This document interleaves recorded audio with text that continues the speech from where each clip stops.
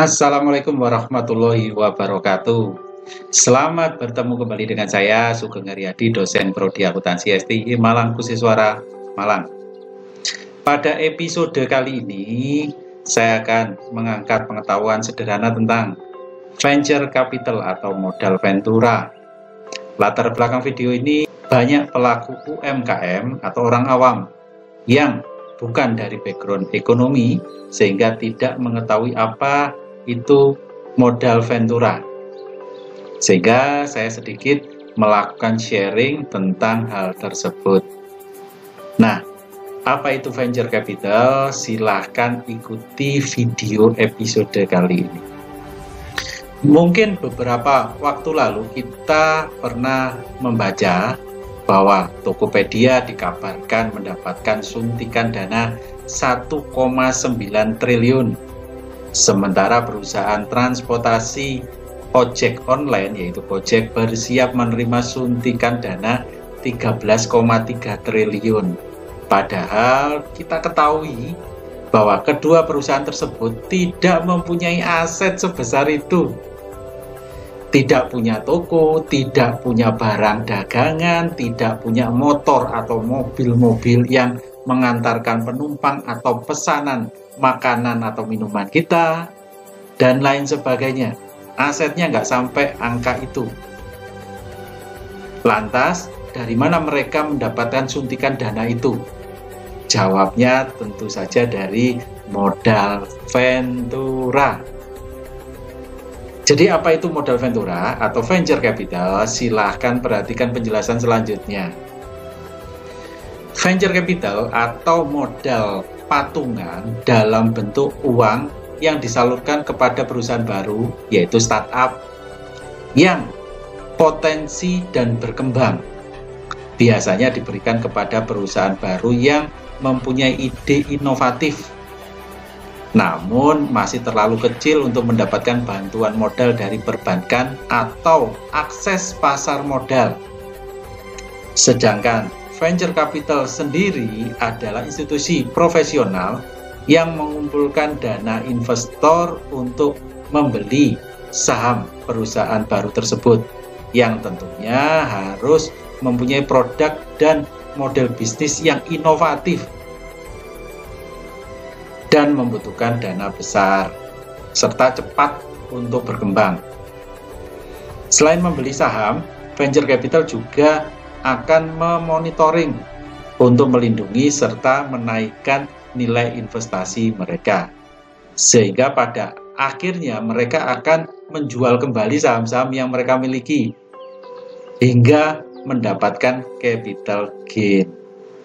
Jadi siapapun yang telah membeli Tokopedia ataupun Gojek setinggi itu nantinya harus cari cara agar bisa menjual kembali yang lebih tinggi lagi.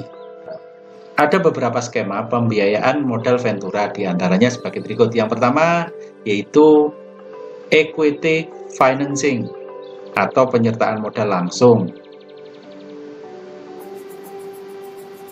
berupa pembelian langsung sejumlah saham yang dimiliki oleh perusahaan baru. Kemudian yang kedua, semi equity financing, yaitu penyertaan modal tidak langsung, biasanya melalui pembelian obligasi atau surat hutang yang diterbitkan oleh perusahaan startup tersebut. Yang berikutnya yaitu profit sharing atau bagi hasil. Meskipun ada penyertaan saham, tetapi tetap mendapatkan bagi hasil. Biasanya ini dilakukan perusahaan kecil menengah yang belum memiliki badan hukum perseroan terbatas. Lalu bagaimana proses cara kerja dari venture capital itu? Siklus kerja venture capital terdiri dari 4 aktivitas utama. Yang pertama yaitu fundraising. Awalnya perusahaan venture capital akan mencari investor-investor baru yang mungkin tidak cukup puas dengan instrumen investasi yang ada pada saat ini. Investor-investor ini biasanya dari dana pensiun, perusahaan asuransi, dana abadi pendidikan, atau konsorsium perbankan, ataupun mungkin individu-individu yang kelebihan uang dan bingung mencari investasi. Setelah dana terkumpul, kemudian masuk ke tahap kedua, yaitu investing. Tahapan ini perusahaan venture capital akan mencari perusahaan baru yang punya potensi untuk berkembang dan mampu memberikan tingkat pengembalian yang jauh lebih baik daripada deposito investasi pasar modal. Tahapan ketiga yaitu managing, di mana perusahaan venture capital bisa saja duduk menjadi salah satu jajaran manajemen dalam perusahaan baru tersebut untuk memastikan tentunya agar investasi mereka terus berkembang dan terus berkembang. Ketika perusahaan tersebut sudah mencapai titik puncak, tibalah saatnya hal yang paling penting dan paling ditunggu-tunggu oleh semua perusahaan venture capital, yaitu fase harvesting. Jadi tahapan keempat yaitu harvesting atau masa panen. Fase panen ini dapat dilakukan dengan berbagai cara, misalkan menjual kepada venture capital yang lebih besar lagi, atau merger, atau akuisisi dengan perusahaan lain, ataupun juga melalui penawaran saham perdana (IPO) (Initial Public Offering) di pasar modal. Kemudian ada pertanyaan yang menggelitik juga, ini dari UMKM yang bertanya kepada saya, bahwa saya ini buka ternak cacing, apa bisa mendapatkan suntikan dana dari venture capital? Lucu ya? Perusahaan venture capital tidak akan tertarik dengan bisnis konvensional seperti hal tersebut. Biasanya perusahaan venture capital akan mencari perusahaan-perusahaan yang baru, yang mempunyai inovasi disruptif. Apa itu inovasi disruptif? Ini adalah inovasi yang mempunyai peluang untuk merusak dan menggantikan pasar konvensional dan menciptakan pasar baru. Jelasnya, peternakan cacing bukan merupakan kategori bisnis konvensional itu tadi ya. Tetapi ya nggak menutup kemungkinan jika Anda mungkin bisa melakukan riset yang membuat cacing Anda yang Anda ternak tadi menjadi sebesar ular piton misalnya. Dalam kurang dari 1 minggu ternaknya, mungkin akan ada perusahaan venture capital yang akan menyuntikkan modal kepada perusahaan Anda.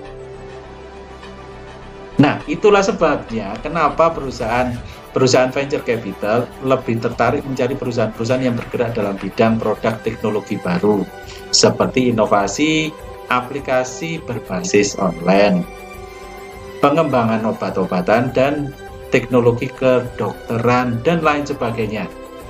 Bukan hanya produk inovatif, tetapi juga model bisnisnya yang mempunyai potensi untuk high growth, scalability yang besar, yang mudah ditingkatkan, yang menjadi lebih besar lagi.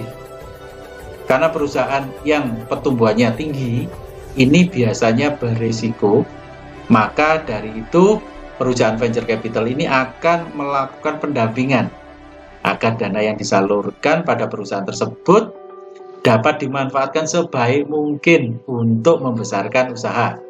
Dan pada akhirnya perusahaan venture capital tersebut mempunyai kepentingan untuk menjual kembali perusahaan tersebut, dan perusahaan venture capital akan mendapatkan yang namanya capital gain yang cukup signifikan.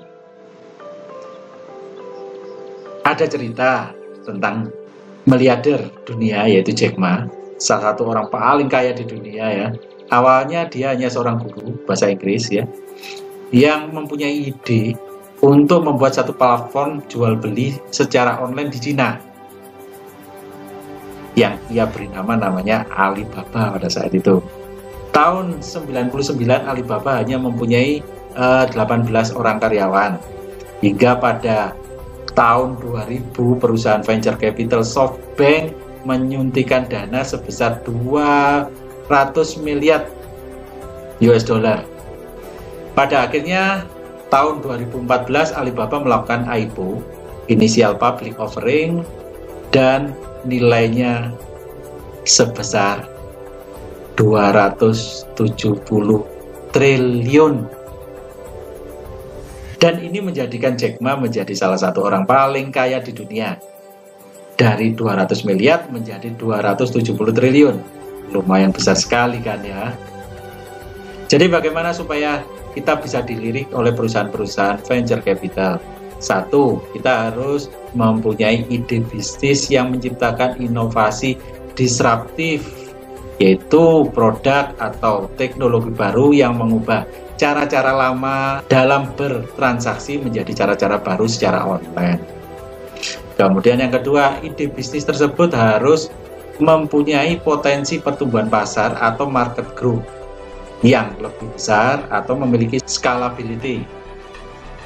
Bukan hanya pertumbuhan saja yang besar, tetapi juga skala bisnisnya juga mentarget segmen yang lebih luas lagi. Yang ketiga, bisnis tersebut harus bisa menjadi pemimpin di sektornya atau leader di pasarnya atau di industrinya. Pertumbuhannya bukan hanya besar, tetapi juga cepat. Salah satu ukurannya, perusahaan tersebut harus bisa menjadikan 10 kali lebih besar in term of revenue dalam kurang dari 5 tahun. Yang keempat, tim manajemen memiliki track record berpengalaman dalam mengeksekusi ide-ide bisnis dari bisnis pasar yang besar. Sehingga jika Anda mempunyai ide bisnis gila, jangan cuma hanya bisa bermimpi, segera bangun dan eksekusi ide bisnis Anda. Buat ide bisnis plan yang meyakinkan dan terus semangat untuk mempromosikan ide bisnis Anda untuk calon investor tentunya. Mudah-mudahan kalau Anda beruntung, siapa tahu Anda bisa jadi Jack Ma di kemudian hari. Terima kasih Anda sudah menyaksikan sharing pengetahuan ini, semoga bermanfaat. Dan jangan lupa untuk komen, like, subscribe, dan share video ini sebanyak mungkin agar kami juga semakin semangat dalam membuat video-video sharing berikutnya. Saya Sugeng Haryadi, sampai jumpa di episode selanjutnya. Bye-bye.